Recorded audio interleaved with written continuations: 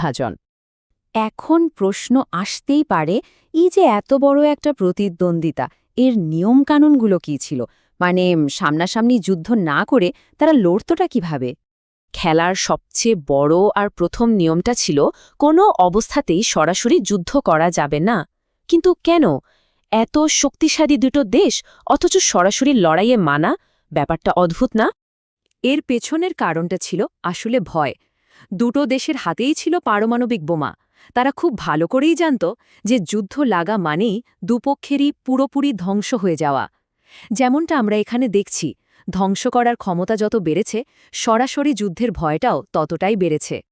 এই যে একটা ভয়ঙ্কর পরিস্থিতি, একে একটা বিশেষ নামে ডাকা হতো ম্যাড, বা মিউচুয়ালি অ্যাসিওর্ড ডিস্ট্রাকশন। সহজ কথায়, তুমি মারলে আমিও মরব, তুমিও মরবে। আর এই ম্যাড কনসেপ্টটাই কিন্তু অদ্ভুতভাবে একটা স্থিতিশীলতা নিয়ে এসেছিল। যেহেতু সরাসরি লড়াই করা সম্ভব ছিল না, তাই তারা দ্বিতীয় একটা নিয়ম বের করল, অন্যের কাঁধে বন্দুক রেখে যুদ্ধ করা। এই যুদ্ধগুলোকে বলা হতো প্রক্সি ওয়ার। যেমন ধরুন কোরিয়া বা ভিয়েতনামের যুদ্ধ। সেখানে আমেরিকা এক পক্ষকে সাপোর্ট দিচ্ছে, আবার সোভিয়েত ইউনিয়ন আর চীন দিচ্ছে অন্য পক্ষকে। মানে পরাশক্তিদের মধ্যে লড়াইটা ছিল ঠান্ডা, কিন্তু ওই দেশগুলোতে যা হচ্ছিল তা ছিল রীতিমতো রক্তগরম যুদ্ধ।